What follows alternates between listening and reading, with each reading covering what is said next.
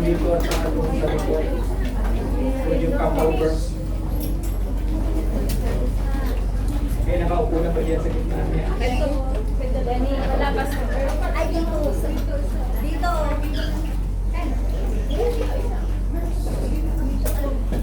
Mangyari po, hilingan ninyo ang inyong mga katabi at sabihin mo maganda ka pa sa umaga.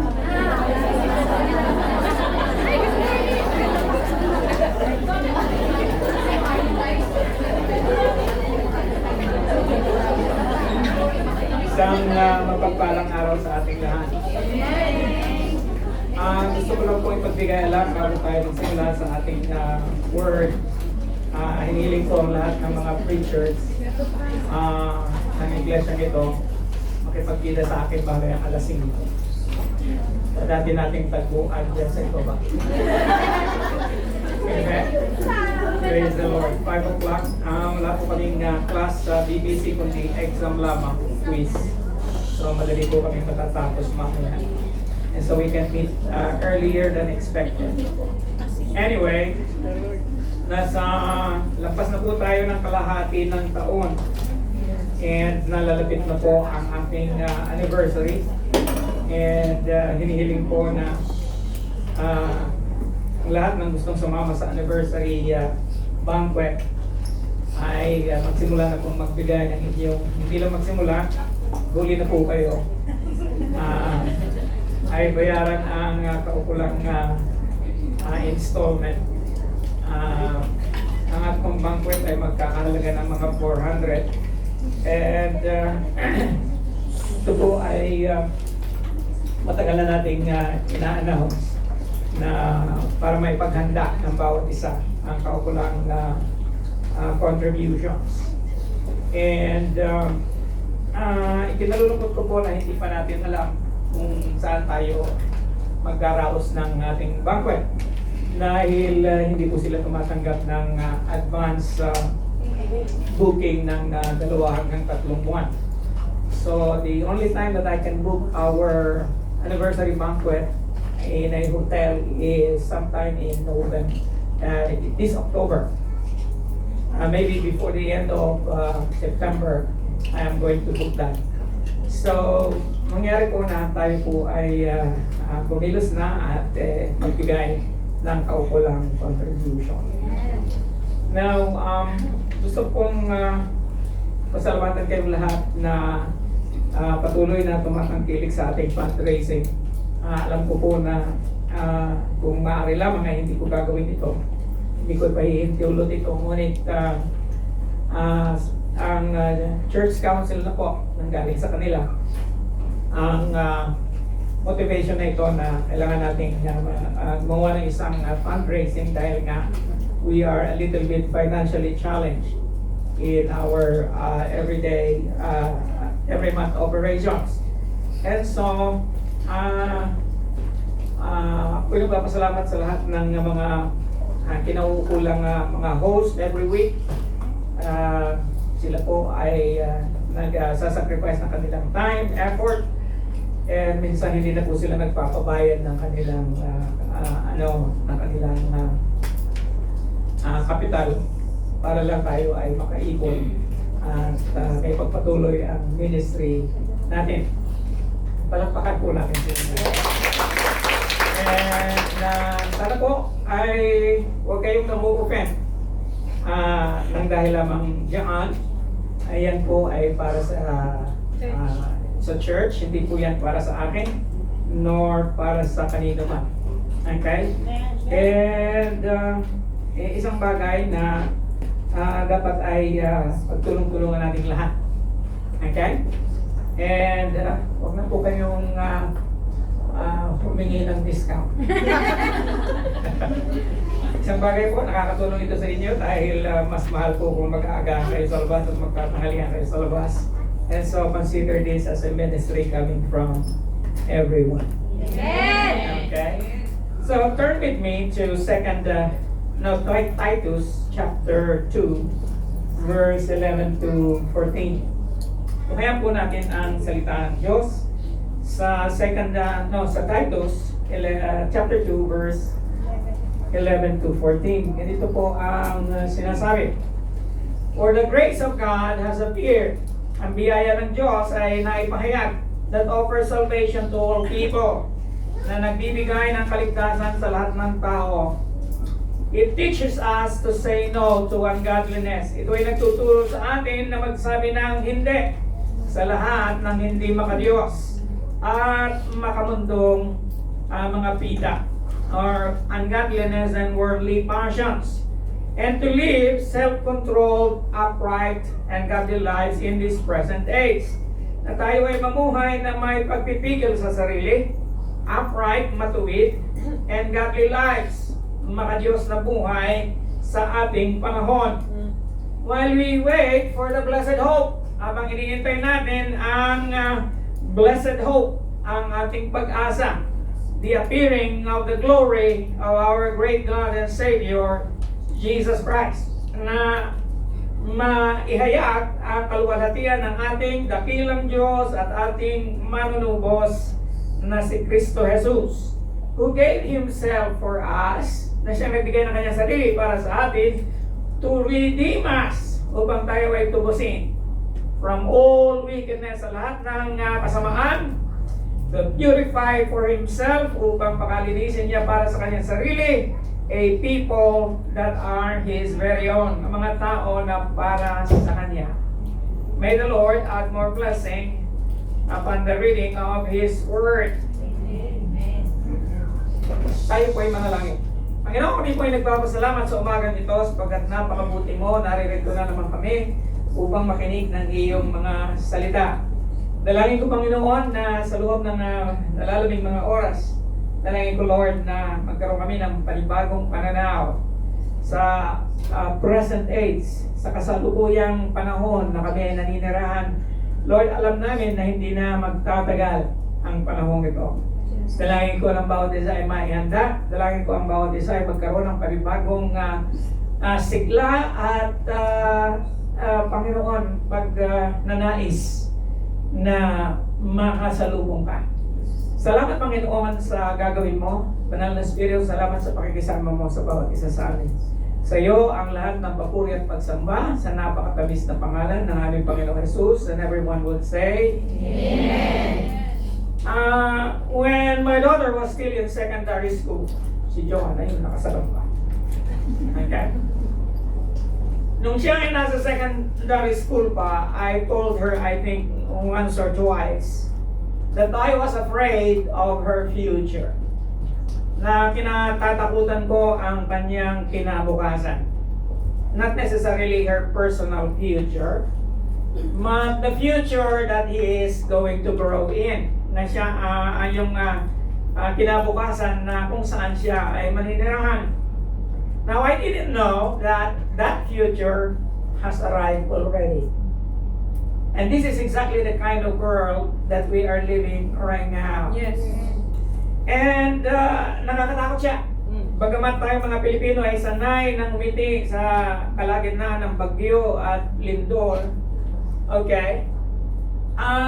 Hindi maiwasan na ang panahon na ating ginagalawan ngayon ay kakaiba. Yes. Kakaiba kaysa sa nakaraang ilang mga taon. We are living in a very perilous times. We are living in an age where moral corruption is unprecedented. Ang tama, nagiging mali. Ang mali, nagiging tama. Minsan kung wala kang discernment, akala mo ay tama pa ang ginagawa mo, ngunit hindi na. Okay? At minsan ay sumasama tayo sa agos ng panahon. Natural disasters are more frequent. Nakakailang lindol na sa Pilipinas. Ngayong buwang ito lamang ay palagay ko nakatatlong lindol tayo. And it is not a slow earthquake, 7.7. Yes. And it is happening at a frequent time. Hindi lang dito sa Pilipinas, kundi sa buong mundo. In fact, ginugol ko siya, every week there is an earthquake happening somewhere around the world. The economic tremors that we are in right now, na yung 1,000 mo ngayon ay 100 lang noon. How many of you can feel that? Yes. Even here in Hong Kong. Yes. Dahil dumating ako dito sa Hong Kong, pag-order ka sa Cafe de Coral, $15 lang, you are already full. May drinks na yun. That was in 1996. Hello? Ngayon, kung wala kang 60 or 65, hindi ka makakain ng tanghalian sa Cafe de Coral. Now, wars and rumors of war. Mga kapatid, I'd like to share with you this morning, living in this present age. Because we are right here in the middle of this thing. Ito ay nagpabadya ng isang bagay lamang para sa atin, at yun ay ang pagbabalik ng Panginoon. Ngayon, paano tayo dapat mamumuhay sa panahon na meron tayo ngayon? Anong panahon yun? Ito yung sinasabi sa atin ni Paul sa kanyang liham kay Timothy. Sabi niya, but know this, alamin ninyo ito, hard times will come. And it has arrived already. We are living in hard times will come in the last days, for people will be lovers of self, lovers of money, boastful, proud, demeaning, disobedient to parents, ungrateful, unholy, unloving, irreconcilable, slanderers, without self-control, brutal, without love for what is good, traitors, reckless, conceited, lovers of pleasure rather than lovers of God, holding to the form of godliness, but denying its power. Avoid these people. You see, one of the things that is disturbing me is not the characteristic, but the last one. They have a form of godliness. Meron silang wangis ng pagiging makamyos. Ibig sabihin, nasa church ito, mga taong ito. Hello? Nakakabahala siya. Irreconcilable. Ano yung irreconcilable? Ayaw magpa-reconcile. Okay? Nakita ko na yung mga ugali yan, na kahit na anong amo mo, hindi siya maamo. Mabangis siya. Amen? Irreconcilable, conceited, lovers of pleasure rather than lovers of God, but denying its power. Avoid these people. Now, isang bagay pa sa panahon na ating ginagalawan ngayon, nalalaman natin na tayo ay para sa Diyos. We are of God. And that the whole world, ang buong mundo, lies in the power of the evil one. The one that is ruling the world today is Satan himself. Yes. Bakit hinahayaan ng Panginoon si Satanas na maghari sa sanlibutan ito? Kasi nga, binigyan siya ng pagkakataon. And until the fullness of time, pagdating niya, aalisin siya ng Diyos. And God is, only then, peace and ideal government will take place, and that is the government of our Lord and Savior, Jesus Christ. But before then, the whole world lies in the power of the evil one. And then, Matthew 24:12, sabi niya, and because iniquity, ano yung iniquity? Sin. Ano yung sin? Kasalanan. Because sin shall abound, dadami ang kasalanan, the love of many shall wax cold. Okay? Hallelujah. And so, dahil ito yung ginagalawan nating panahon ngayon, paano tayo mamumuhay? A short answer is this. The most important thing we have to do in this world is to prepare ourselves for eternity. Pakitanong mo nga yung katabi mo, are you preparing for eternity? Okay. Sunod na tanong. Pakitanong mo yung katabi mo, may St. Peter ka na ba?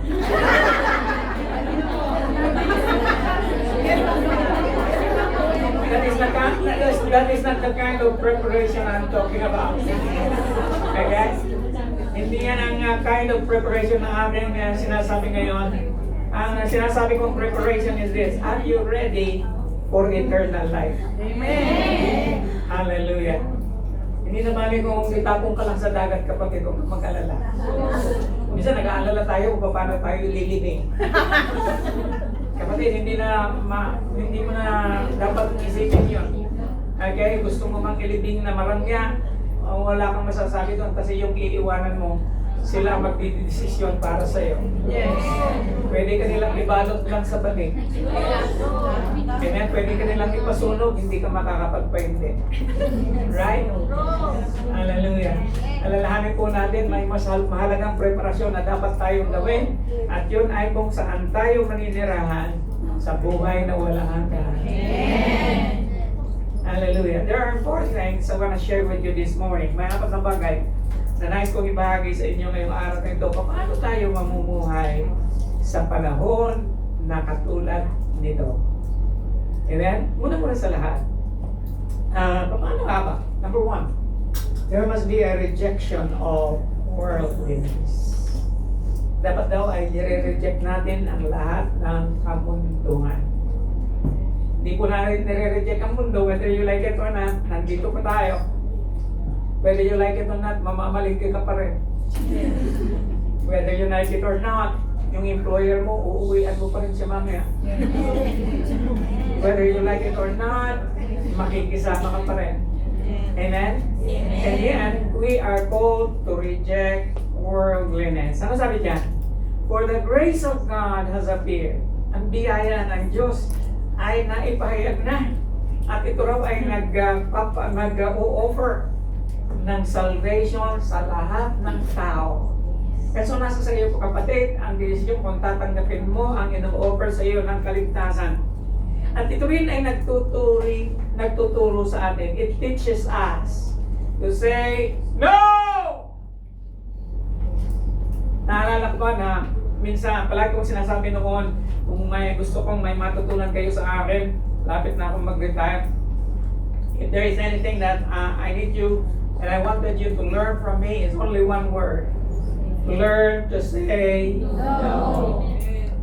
Amen. Marami sa inyo hindi makapagpaili. Yun ang dahilan kaya kayo ay baon sa utang. You cannot say no to demands in the Philippines. You cannot say no to the one you love. But if you want to live a peaceful life and you want to ensure eternity, you need to learn to say no to ungodliness and worldly passion. You see, godliness is more profitable than anything. Ang pagiging maka-Diyos daw has value for all things. Yun ang sabi ni Paul kay Timothy, sabi niya, physical training is of some value. Minsan nakaka-frustrate ang exercise. Okay? Tingin ka ng tingin sa reels sa Facebook, nakita mo doon kung paano, okay, magpapa-slim ng iyong katawan and then you do this and like that. Okay, sa unang pagkakataon, napaka ano mo, sigasig. Okay, pagkatapos ng ilang araw, wala na. Okay? Minsan na-encourage ka kasi bumaba ng isang or kalahating gramo. Ang iyong timbang. Kain ka na naman. Physical training is of some value, but godliness has value for all things. Yes. Ang pagiging maka-Diyos now ay may halaga sa lahat ng bagay. Now, paano mo masasabi yung godliness ay profitable siya? Kasi nga, pagka godly ka, malapit ka sa Diyos eh. And that is the one that is going to teach you self-control. That is the one that is going to give you wisdom. It has value, and for all things, it is holding promise for both the present life. Ito raw ay nangangako para sa kasalukuyang buhay and the life to come. And so if you are going to invest, mag-invest ka na sa godliness. Kaya lang, hindi tayo nag-i-invest doon. Paano ka nag-i-invest sa godliness? Well, you know how it is to be godly. You need to be nearer to God. How can you become nearer to God? By knowing Him more. How do you get to know Him more? You have to read His Word.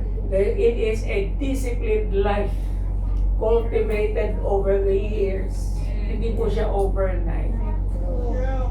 Amen? Prayer life is not learned by a few days. No. It is learned by practicing it over and over again. Hallelujah. Meron isang, I don't know if you are familiar with George Gallup. George Gallup is the founder of the survey company known as Gallup Poll. And he has become very well known all over the world. In fact, he was specializing on public opinion. And lahat yata ng major survey na ginagawa sa buong mundo ngayon ay ginagawa ng Gallup Poll. Okay? Meron isang pagkakataon na he was addressing a national seminar of Southern Baptist leaders. Siguro nagpa-survey sila. And ito ang sinabi niya in the presence of all the Baptist leaders of the United States. Sabi niya, we find very little difference in ethical behavior between churchgoers and those who are not active in the church. Walang diferensya daw ang behavior ng mga nagsisimba kesa sa yung hindi nagsisimba.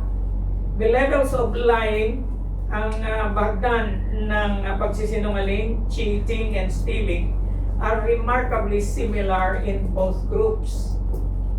8 out of 10 Americans consider themselves Christians, Gallup said, yet only half of them could identify the person who gave the Sermon on the Mount. Di nila alam kung sino ang nagbigay ng Sermon on the Mount. Okay? Kalahati lang daw.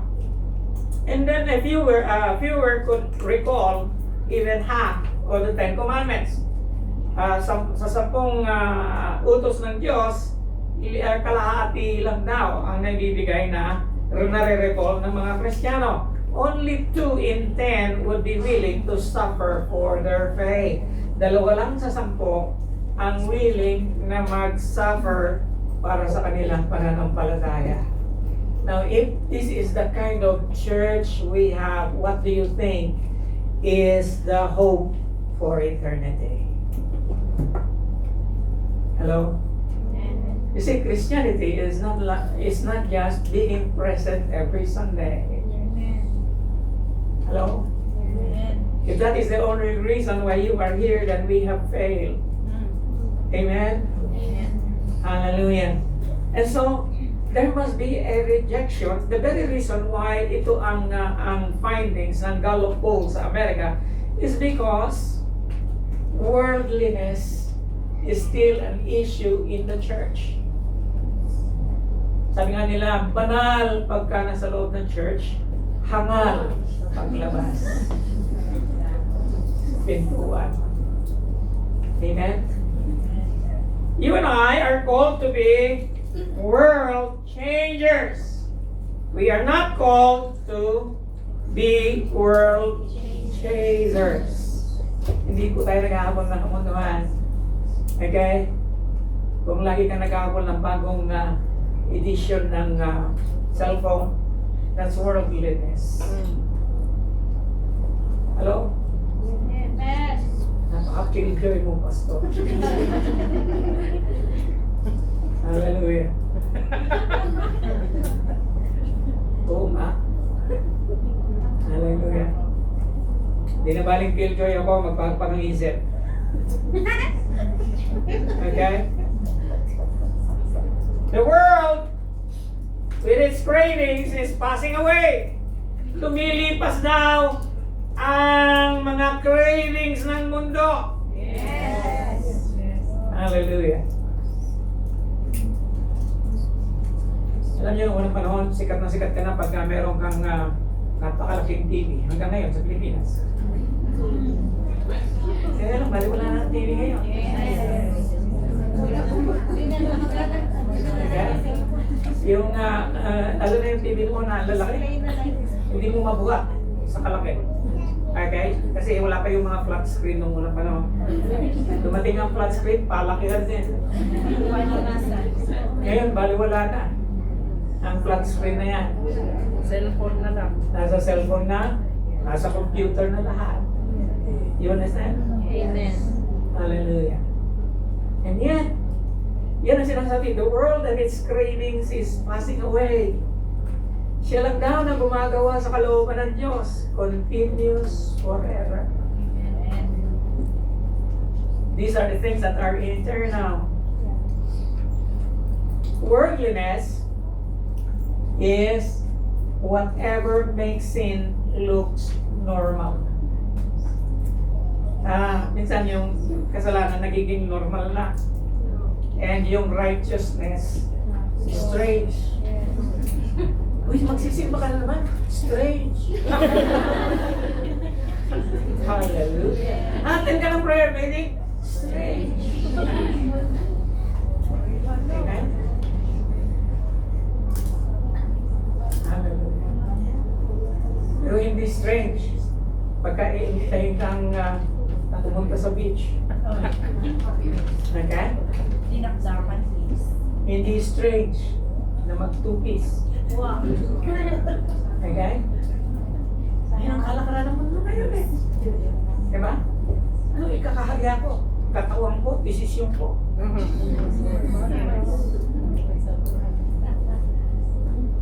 Noon, very strange na mag-holding hands, na magkasi. Ngayon, magkayapos na. Sana all. Very strange. Hallelujah. Ang health daw in old age depends on reserved strength laid by in youth.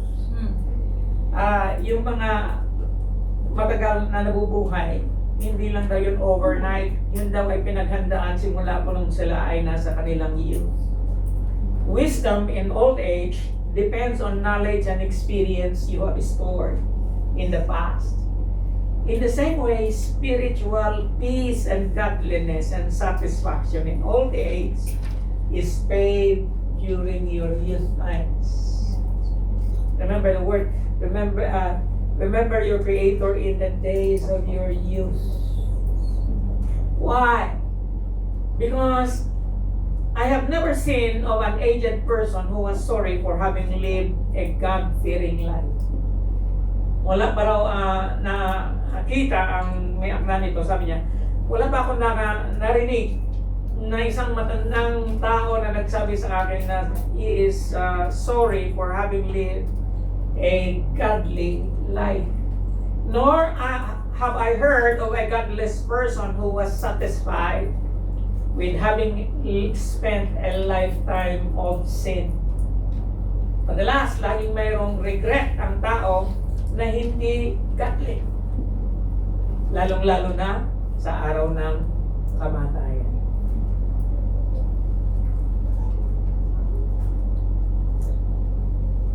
And so that brings us to the second. So remember, how do we live in this present age? First and foremost, rejection of worldliness. And by the way, I just remembered, he who is a friend of the world is an enemy of God. Siya na nagmamahal sa makamundong na bagay, kaaway ng Diyos. Amen? You would either be a friend of God or an enemy of Him. This brings us to the second.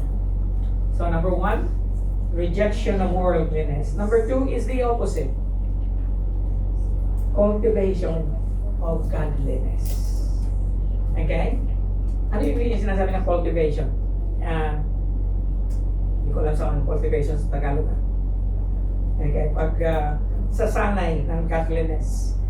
And to live self-controlled, upright, and godly lives in this present age. Na tayo raw ay mamuhay na may pagpipigil sa sarili. Alam nyo, hindi mawawala yung gusto ng laman. Yes. Lahat ng wala ng laman dito, tayo.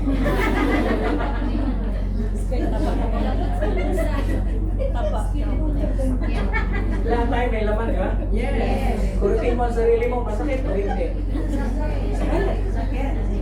Ang laman, yan ang mayroong healing. Diba sabi nila, hindi kaya ang healing ng laman. Amen? Now, paano mo ma-distinguish ang godly sa ungodly? Now, I like what Dr. Guthrie says about that. How do you distinguish between a godly person and an ungodly person in this present age? You can distinguish between the two when they fall to the same mire of sin. Both the godly and the ungodly sin. I'll say that again. Pareho lang daw ang ungodly at saka ang godly nagkakasala eh. Yes. Hello? Amen. Lahat ng hindi nagkakasala dito, exempted ka na. Pwede ka na umuwi. Pero kung nagkakasala ka, kaparime. Eh kaya para sa iyo ito. The ungodly, ito ang pagkakaiba sa kanila. The ungodly wallows. Ano yung ibig sabihin ng wallows? In the mire. Di ba yung baboy pagka nasa pigsty or yung mud, gusto niya kinukuskus pa niya yung kanyang katawan sa putik. Gusto niya na mapalot siya ng putik. That is the ungodly. Amen? The godly cries out for mercy and struggles to get out of the mud. Amen? So do not be discouraged. You and I sin. Okay? And minsan, we struggle enough. Madalas, meron tayong conviction eh. Pagkakaiba ng godly sa ungodly, yung godly, dahil nandun ang Espiritu ng Diyos, andun yung kulba. Yes. Okay? Andun yung takot. You understand? Hindi siya sanay sa putik. At kung siya man ay maputikan, hallelujah, he cries out for mercy. And he struggles to get his way out of the mud. Hallelujah. My friends, this is the difference between an ungodly person and a godly person. Now, here is something that is very comforting according to 2 Peter chapter 1 verse 3. And sabi nito, the divine power of God, the divine power of Jesus has given us everything we need. Ang makadiyos na nakapangyarihan niya, si Kristo Jesus, ay nagbigay sa atin ng lahat ng ating kinakailangan sa buhay at pagiging makadiyos through the knowledge of Him sa pamamagitan ng ating dunong patungkol sa Kanya na Siyang tumawag sa atin by His own glory and excellence. Amen. You see, God has called us. Noong nakarang linggo, sinabi ko sa inyo na God has called you for a purpose. Yes. Amen? Bakit ka tinawag ng Diyos? And kamangha-mangha, tinawag tayo ng Diyos before the creation of the world. Amen. And you know what? Even if you are just going to hold that in your mind for the whole week, tinawag ako ng Diyos before the foundation of the world. Tinawag ako ng Diyos, wala pa si nanay at saka si tatay. Tinawag, alam na, kilala ako ng Panginoon. From eternity past, God knows me already. Amen. Yes. And because God has called you from eternity, you are precious to Him. Amen. And He guarantees His divine power to change. Mahirap sa atin magbago eh. Kanya lang binabago tayo ng Diyos from glory to glory. Amen. Lord. Hindi na namamangha ang Diyos. Uy. Okay? Nakawala ka na naman. Kung hindi man nakawala, nagwawala na lang. Amen? Now, hindi naman palaging ganun. Yes. Okay? God in all His wisdom, God in all His mercy and grace changes us. Binabago tayo ng Panginoon. Amen. And I believe that hanggang kamatayan, hindi nagpatapos ang Panginoon sa iyo. Yes. Sabi niya na pinagkaloob na sa amin ang lahat ng aming pangangailangan for life and godliness. And since we are talking about godliness, bibigyan tayo ng makaniyos na pamumuhay ng Diyos. Kaya lang kinakailangan natin mag-cooperate sa Kanya kasi nga, lagi tinuturo ko sa inyo, synergy tayo eh. Okay? Hindi lang biyaya ng Diyos, kinakailangan makiayon ka. Amen? Sa biyaya ng Diyos. Ang biyaya nandyan na. Kinakailangan mo na lang mag-submit. Yung pagsasubmit, yun ang mahirap eh. Hello? Yes. Bakit pipilitin ka ba ng Diyos? Hindi eh. Pero udyo ka Kanya. Ikaw pa rin ang magdidesisyon kung susunod ka sa Kanya o hindi. Yes. Anyway, one of the things that I'm studying right now is the life of Solomon. And lagi kong tinatanong sa akin sarili, bakit si Solomon in spite of all his wisdom, he fell? Okay? Bumagsak siya. And typical ang reason kung bakit bumagsak siya. Babae. Yes. Can't climb yung 300 wives and 700 concubines. Meron siyang 300 na asawa at yung kanyang mistresses ay 700. Paano niya? Hindi ko maisip. Sinipingan pa niya lahat yun, huwag na natin pag-usapan. Okay? And yet, he was given wisdom beyond the wisdom of his age. Wala nang mas may wisdom pa sa buong mundo nung kapanahonan niya. In fact, he is being visited by the Queen of Sheba. Kasama sa quiz niya mamaya.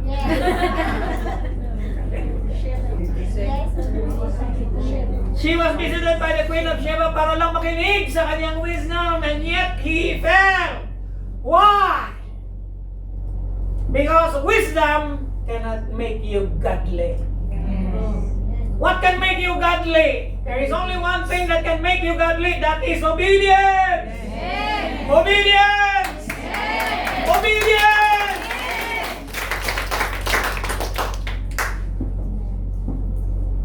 Pag hindi ka sumunod, it doesn't matter how much wisdom you have. Kasi minsan alam na natin na mali, pero gagawin pa rin natin eh. You understand? Yes. And minsan nagtatalo yung verse yung iisip na. Di ba? And yet, ang nasusunod pa rin yung laman. Alam natin na one of the 7 deadly sin is itong mahilig kumain. Okay? Alam natin na may pinagbabawal na dapat natin kainin. Wisdom yun. Pero wisdom cannot save you. Wisdom cannot change you. Wisdom cannot make you godly. Yes. Obedience, yes!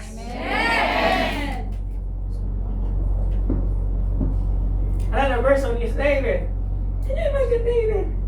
Tinawag niya na a man after God's own heart. Sinabi pa ng Panginoon, susundin niya ang gusto kong gawin. He is going to follow my will. Pero nagkasala pa rin. And yet, there was a time, and there are 2 occasions in his life na he did not obey God. Hallelujah.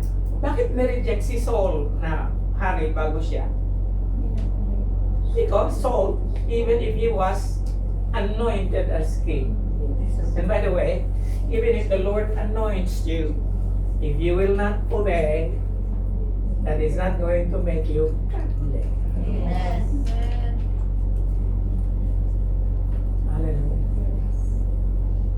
And so, we need to cultivate godliness. Paano natin kinocultivate yung godliness? Okay? Somebody said, and this is W. John Thomas. I don't know him, but I like what he said. For godliness is not the consequence of your capacity to imitate God, but the consequence of His capacity to reproduce in Himself in you. Not in self-righteousness, but Christ's righteousness. The righteousness which is by faith. Amen. So, by faith, susunod tayo eh. And that's the reason why we need to cultivate our faith. Okay? We still need to cultivate the disciplines. We need to, kaya napakahalaga ng mentoring natin eh. Kayo na nagpapamentor, kayo na ayaw magpamentor, ibig sabihin ayaw niyong lumagawa. Okay? Ang ayaw mo magpamentor, ibig sabihin mayabang ka. Okay? All of us needs to be mentored. Yes. Yes. I am still being mentored by someone. Somebody needs to correct me. Somebody needs to tell me that this is wrong. This is the way. Go ye ahead. And that's the reason why we need to have a mentor. Hello? Kung wala ka pang mentor ngayon, ay mamaya, tanong mo sa iyong cell group leader o sinong nag-imbita sa iyo, kailangan ko ng mentor. Kailangan ko magtuturo sa akin na paano ako magkakaroon ng discipline in prayer. Kailangan may magtuturo sa akin paano nga bang magbasa ng Bible. Bakit kailangan kong magbasa? Bakit kailangan kong gawin ito araw-araw? Okay? Because if nobody is teaching you already, you have ceased to live. Hallelujah. I like this next verse. 1 Timothy 6:11. Okay? Now, but as for you, O man of God, flee these things. There are a list of things before this verse na dapat ay takbuhan natin. Dapat ay iwasan natin. But there are things that we need to pursue. May mga bagay daw na kailangan na pagsikapan natin mangyari sa buhay natin. Righteousness, godliness, faith, love, steadfastness, and gentleness. Otherwise, the fruit of the Spirit. Amen? We need to pursue the fruits of the Spirit. And by the way, alam nyo, yung fruit of the Spirit needs to be expressed. Okay? It doesn't come to you automatic. Andiyan na siya. Kaya nga lang, ito yung mystery sa buhay natin eh. Kristiyano tayo, ibinigay na ng Panginoon ang lahat para tayo ay mabuhay at tayo ay mamuhay na may sa pagiging makadiyos. Pero kailangan nating mag-inline sa Kanya. Kaya nga sinasabi niya, get in step with the Spirit. Okay? Lumakad ka, sabayan mo ang banal na Espiritu. Live in the Spirit. Mamuhay tayo sa banal na Espiritu. Bakit? Kasi nga, hindi mag-ooperate hanggang hindi ka nagpapasakop sa Kanya. Amen. Amen. Hallelujah. Praise the Lord. Okay tayo? Amen. This brings us to number 3. So number 1, rejection of worldliness. Number 2, cultivation of godliness. Number 3, anticipation of His coming. Wow, I like this. Ina-anticipate mo, darating na siya. Yes. Praise the Lord. While we wait for the blessed hope, habang iniintay natin ang blessed hope, the appearing, and he defines what is that blessed hope. The appearing of the glory of our great God and Savior, Jesus Christ. Darating na siya, and one of the greatest or one of the most telling evidence if you are living in godliness or if you are having intimacy with God is this: you are anticipating His coming. Pagka wala siyang anticipation, paano bang nag-a-anticipate? Nag-iintay. Abay, pupunta ka dun sa inyong tipalan at mag-iintay ka. Di na baling tingin ka ng tingin sa oras, pero nag-iintay ka. You understand? Pero kung katulad ka ng iba, nag-iintay na hindi pumupunta doon sa tipalan, tingin sa oras, ay alam ko na siya, mali-late siya eh. Okay? Alam niyo, there are 260 chapters in the New Testament. Okay? May nagbilang. 260 chapters, mga kabanata, sa New Testament. In 260 chapters of the New Testament, there are 318 references to the second coming of the Lord Jesus Christ. Kalayan mo yun? Mas marami na references sa 260 chapters sa New Testament sa pagbabalik ni Kristo Jesus, which is 318. For every prophecy concerning the first advent, there are 8 which look forward to the second. Sa kada isang prophecy sa pagdating ng Messiah na si Kristo Jesus dito sa lupa, at nangyari na yon 2,000 taon na nakakaraan, mayroon daw 8 na tumitingin sa kinabukasan ng kanyang pangalawang pagbabalik. So which do you think is more urgent? Hallelujah. Alam niyo sa Greek, and I have a little Greek, ang second coming is known as the parousia. Say the word with me, parousia. Yung word ng parousia ay Greek term which refers to the second coming. Now, i-break down natin yung word na parousia. Yung word na para, ang ibig sabihin nun ay beside or with someone, katabi or kasama ng sino man. Yung ousia is to be. In other words, to be beside someone or to be with someone. Okay? Now, I dig a little further, and this is what very interesting itong sinabi ng Greek, biblical Greek meaning. This describes an imperial visit by a king to a city. Noong unang panahon, pagka bibisita ang isang hari sa isang syudad, people or the government of that city will send a delegation outside the city gates. Nagpapadala sila ng mga sasalubong sa darating na hari doon sa city gates. And outside that city gates to welcome his arrival. So for the second coming of the Lord Jesus Christ is like this. It is a parousia. You and I are supposed to be in the city gates, waiting to be beside Him. Because it is an honor. It is the greatest honor of our life to be with someone who is coming, who is going to lead us to eternity. Amen. And that's the reason why in Luke chapter 12, verse 35, we are summoned. Be dressed, ready for service. And keep your lamps burning like men waiting for their master to return from a wedding banquet.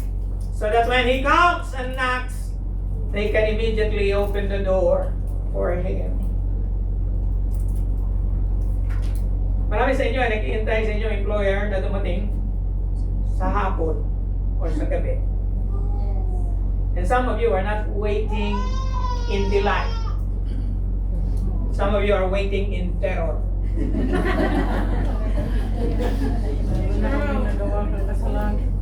Minsan, narinig ko pa lang yung takong, medyo nanginginig ka na ng konti. Ito na siya, ito na siya. But whether you like it or not, pagbukas ng pintuan, good afternoon.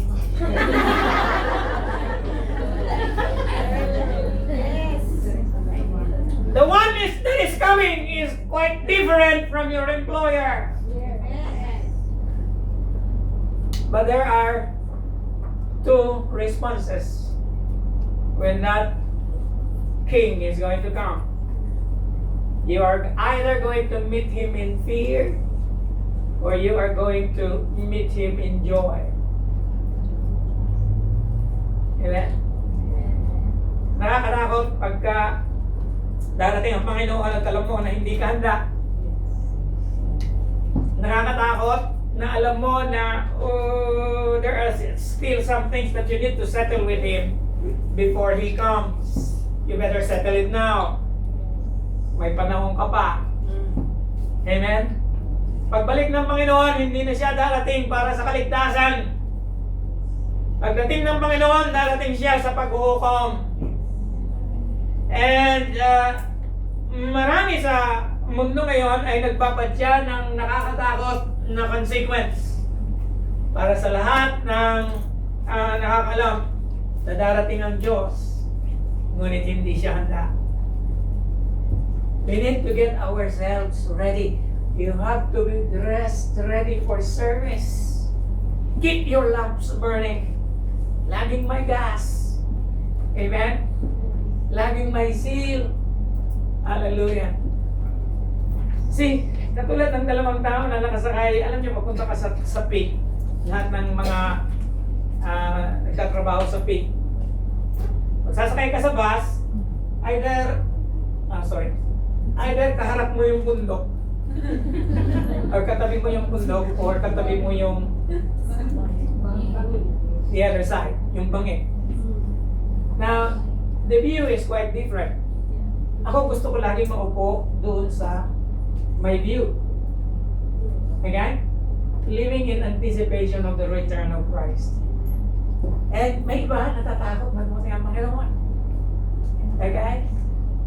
And alam mo yan, ngayong umagang ito, you know in your heart if you are on this side of the aisle or you are on that side of the aisle. Napakadali ito. Lumipat ka lang doon sa kabila. Marami pang bakante. Marami pang bakante. Amen. Amen. And you do it now. Huwag mo siyang gawin bukas. Baka late ka na bukas. Baka mamaya narat nandiyan na siya. Amen? Hallelujah.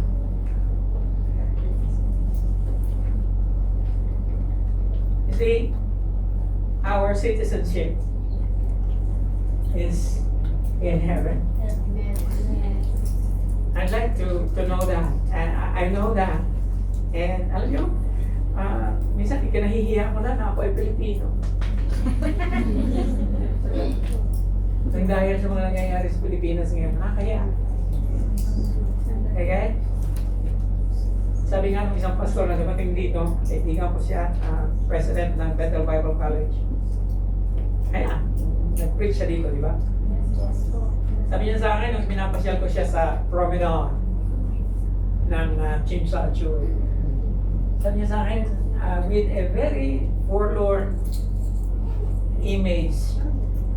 Sabi niya, nakakalungkot. Napakaganda ng mukhang ko. Alam mo ba na ganito rin tayo? Sana. Kung wala lang tayong mga magnanakaw sa gobyerno. And I agree within my heart. It's true.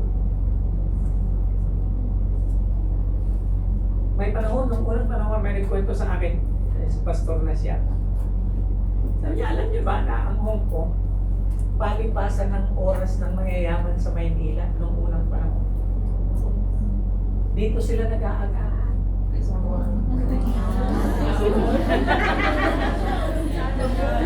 Ang nag-reserve sa kanila yung mga insik. Babalik sila sa hapon sa kanilang private jet. But look at the Philippines now. Tayo na ang ilalipon sa kanya. Yes. Kaya huwag ka lang, it's okay. Malapit na tayong umuwi. Hindi, malapit na tayong, yes, malapit na tayong umuwi sa tunay nating lugar. Amen. Our citizenship is in heaven. Yes. And we eagerly await a Savior from there. And His name is Jesus Christ. This brings us to the last but not the least. Last na. Devotion to service. Okay? Rejection of worldliness. Cultivation of godliness. Anticipation of His coming. Number 4, devotion to His service. Who gave Himself for us. Ipinagkaloob niya ang kanyang sarili sa atin to redeem us from all wickedness. Tinubos niya tayo sa lahat ng kasamaan and to purify for Himself. Ililinis daw niya tayo para sa kanyang sarili na yung mga tao that are His very own, a people that are very His own. Eager. I like that word. Eager. Gigil. Na gumawa ng mabuti. Excited. Full of zeal. Amen. Praise the Lord.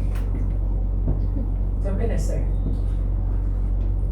Nakaiba ang zeal ng mga host sa kapihan. Amen. At hindi sila sanay mga gumising ng maaga. Pero ngayon, gumigising sila ng maaga. Dati hindi sila umaattend ng prayer and praise. Ngayon wala silang choice.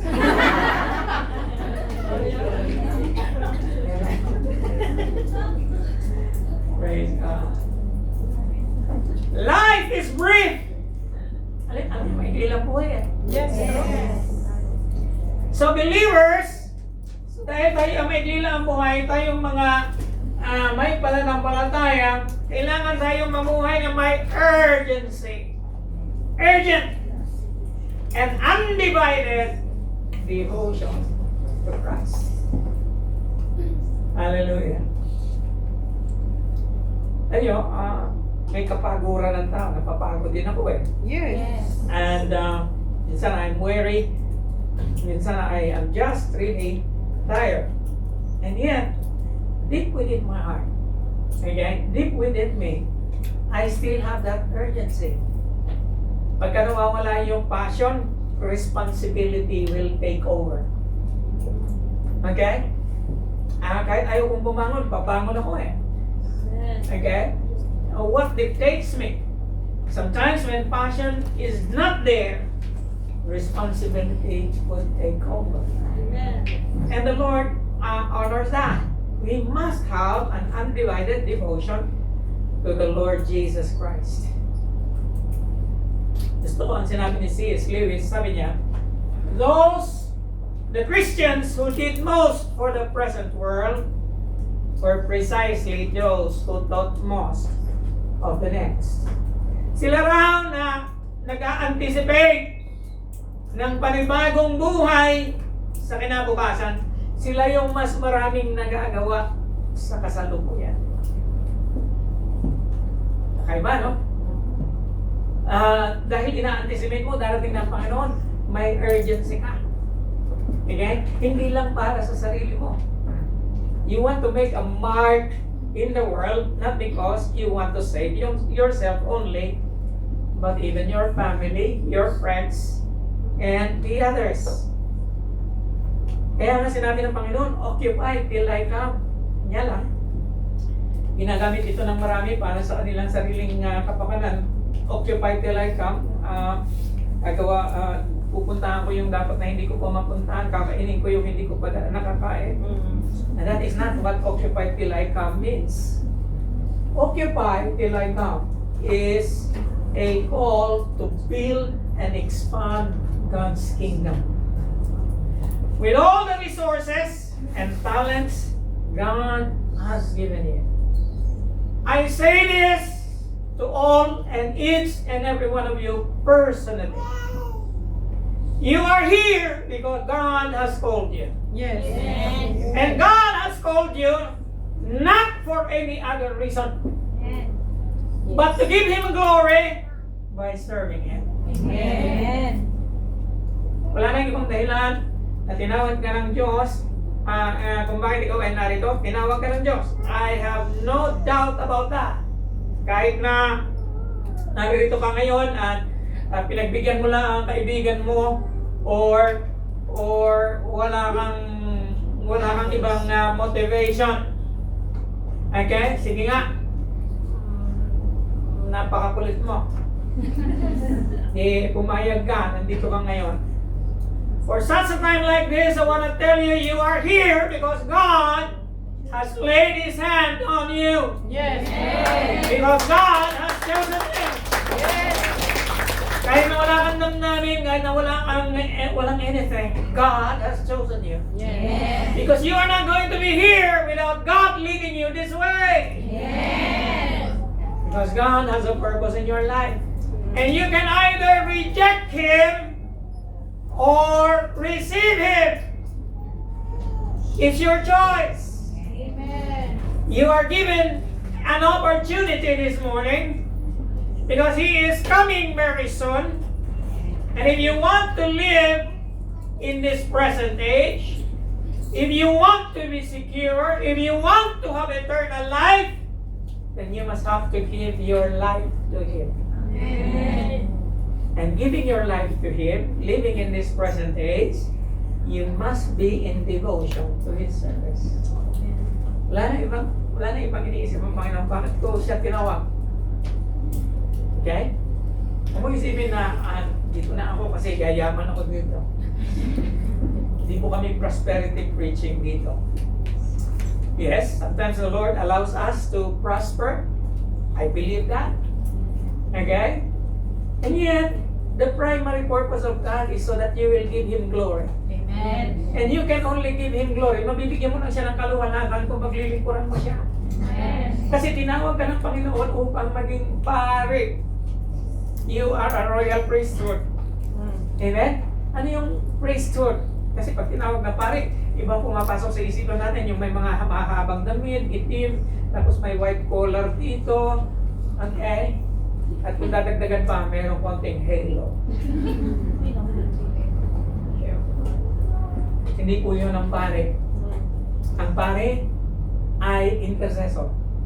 Ang pare ay naglilingkod sa Diyos upang dalhin niya ang Diyos sa tao at dalhin niya ang tao sa Diyos. Amen. Ganun yun. Kaya kailangan mo ng mentor. Kaya kailangan mo ng magtuturo sa iyo kung paano mo magagampanan ang mga bagay na dapat mo gampanan. Si Adoniram Hudson ay Baptist missionary sa Burma. Alam niyo yung Burma ngayon ay Myanmar. Okay? Ang pangalan ng Myanmar ngayon, ang Burma noon ay Myanmar ngayon. Kalahin mo itong si Adoniram Hudson. He is a Baptist missionary for 25 years. Nanirahan siya doon sa Burma. He translated the Old Testament and New Testament in Burmese language. Hanggang sa namatay siya. Doon na siya namatay sa Burma. Hindi ko alam kung saan siya living. But then, fast forward ngayon, 2026, and I googled it. The Burmese language, the Bible that he translated in the Old Testament and the New Testament is still in use today. The official Bible of the Myanmar believers today. And there are thousands of Baptist churches in Myanmar today because of Adoniram Hudson. Wow! What an impact! Amen? Ito yung nais ng Panginoon kung bakit tinawag ka niya. Yes. Hindi man niya kasing ganito ang magiging impact siguro natin sa buong mundo. It doesn't matter. But God has called you for a particular purpose. And here is the most interesting thing. He has designed you already to do your part before the creation of the world. Amen. Hallelujah. And that is something. Wow! Hallelujah. And this is how we are supposed to live in this present world. Huwag na natin pansinin. Okay? Huwag na tayo mag-aksay ng pulahin ang politiko. Hindi mo mababago ang Pilipinas sa isa lang poste. Sa Facebook. Okay? Nag-aaksaya ka ng panahon. Hinihiya mo ang Diyos na nire-represent mo. Huwag kang magtiwala kanino man. Magtiwala tayo sa Panginoon. Siya ang magbabago. Okay? And so, I wanted to leave you with this last verse. Sabi ni Apostle Pablo, never be lacking in zeal. Sana'y hindi ka mawalan ng sigasig. Keep your spiritual fervor. Panatilihin mo ang iyong passion. Panatilihin mo ang iyong init. Hallelujah. Serve Him. Serving the Lord. Him and Him only. Shall we all rise? Ulitin po natin yung second song na here this morning. I'd like to give this challenge to each and every one of you. Apat na bagay na nais nating gawin habang tayo ay namumuhay sa panahon na katulad nito. If you are here this morning and you know that your heart is far away and you don't even care about the second coming of the Lord Jesus Christ, hallelujah, I want you to return to the Lord. Muli ay pag-alabin mo ang puso mo sa Panginoon. And if He has done that already to you this morning, can you lift up your hands?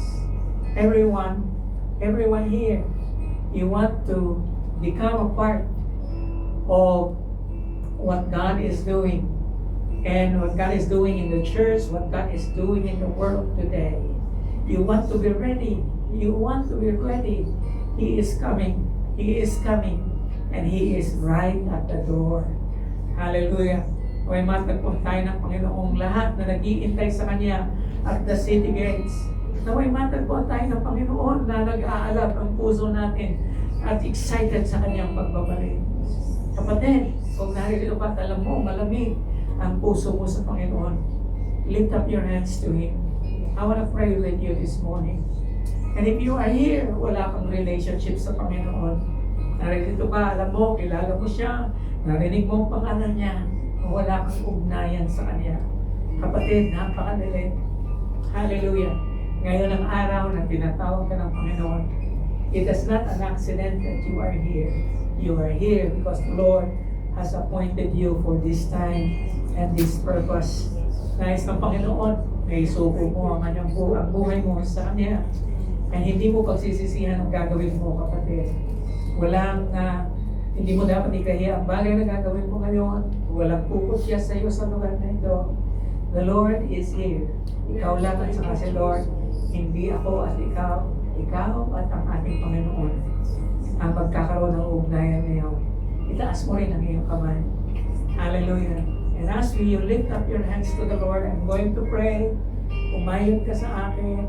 Sumunod ka sa aking panalangin. And tayo pong manalangin lahat. Sabihin natin, Lord, salamat Panginoon sa araw na ginawa mo para sa akin. Lord, nalalaman mo ang estado ng aking puso. Nalalaman mo ang aking damdamin.